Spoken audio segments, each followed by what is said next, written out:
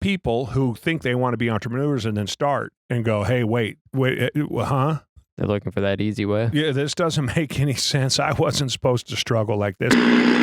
It's not okay, people, to profess to want something, to have conversations like that's what you're going to do, to put out that this is what and who I am, and then to not do it. And the excuse for not doing it is that I will do it someday. That's what you get all the time. I will do it someday. It's coming. The time's not right.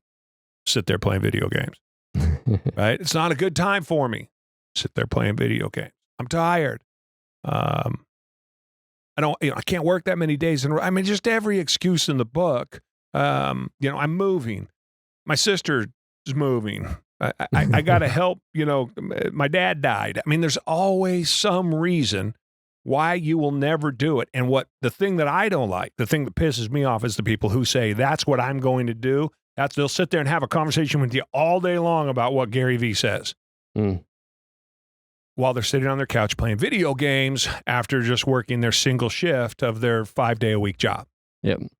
So I think that there really needs to be an understanding of what it means to be an entrepreneur, what it means to be a business owner, what it means to do real estate deals, what it means to have passive income.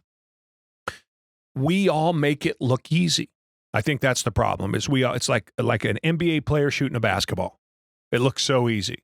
Right? Now, you or I go out there from 30 feet, these guys just flick it, right? There's nothing to it. But we don't see that it starts in their knees, right? We don't see that they're on the balls of their feet and it starts in their knees, and they turned themselves into a human spring through 1 billion hours of time spent shooting that basketball. So then when that basketball leaves his fingertips at that perfect arc, right?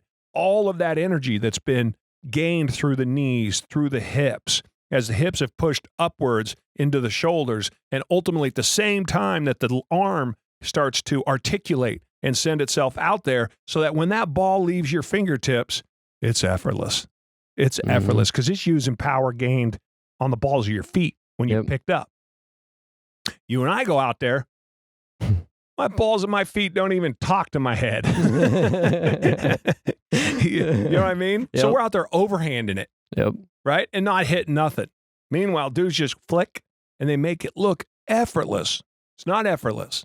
There's thousands and thousands and thousands and thousands and thousands of hours of millions of shots that have gone into of hours of training and God knows how many hundreds or thousands of hours of coaching to get to the point where you're able to do that. Now, we all look at it and go, we'd like to do that.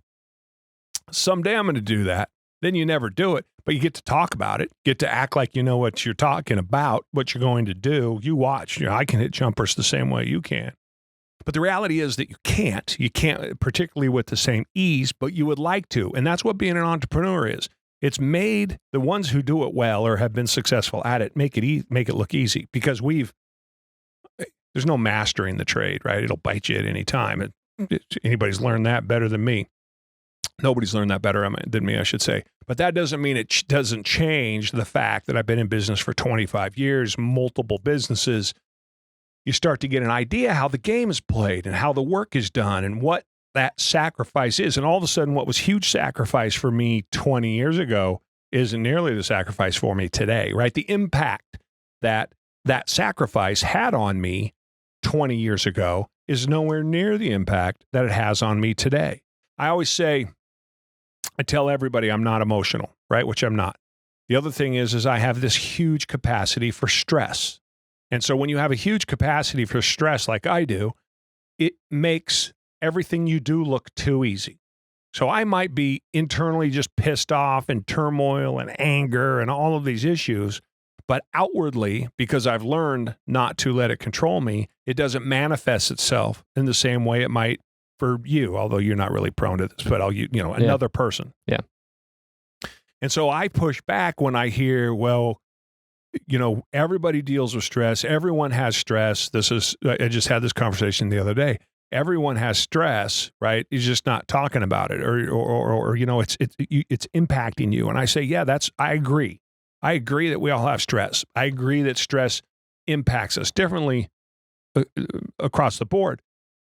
But the level of stress that 99.9% of the people out there are talking about is this much. I'm putting two fingers together, right? Mm-hmm. Daily life stress relative to my life stress is a drop in a bucket relative to a swimming pool. Now, that doesn't mean that swimming pool can't get stressed. It absolutely does. It's just that it laughs in the face of what a normal person would call stress. Mm-hmm. It's not. So the problem is that normal person, in order to try to equalize so that they don't feel inferior, or the normal person, in an attempt to make an excuse for why they haven't gone out and done something, they'll say things like, well, the stress isn't good for you, and I don't care what you say, but you have stress. And the reality is, yes, there is stress, but the stress that you're talking about dealing with, or the stress that when I agree and go, yes, you're right, there is, we're talking stress on another planet relative to what you have to deal with. And these equivalencies that people like to do to make them feel like they're in the same bracket as I am, it's a lost leader from the very start. It's going to get you nowhere. And so my point in saying all that is that the person who can deal with other world stress does it 1,000 times cleaner, easier, if you will, from an outward perspective than the person who's not used to dealing with any stress and gets hit with just this minute amount. Mm-hmm. That's the person who acts out.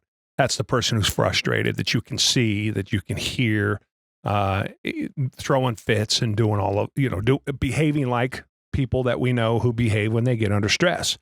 So the reality isn't that you deal with stress well and I deal with stress well. The reality is that you need to learn how to deal with stress on a monster level and not let it affect you. And that's what entrepreneurs do so well. That's what business owners do so well. I would say that's what risk takers, or anyone taking a risk, because the people who aren't risk takers will take a risk. And the thing that stops them the most, or the thing that handicaps them the most, is that stress. The stress induced by should I sell now or should I wait? Should I buy or should I wait? Right? What should I do? What's the right time? Is that the right business to buy? Is it time to go into business? All of those things. And what you don't understand is Jerry's over here who doesn't suffer from any of that. And that's the advantage that I have. How did I get here? 25 years of doing it. Yep. Right? So you guys all need to understand that what you see online is most of the advice they give, generally speaking, is good. I'm not going to say that there's not. In a general premise. Yes, that's correct. That's exactly right.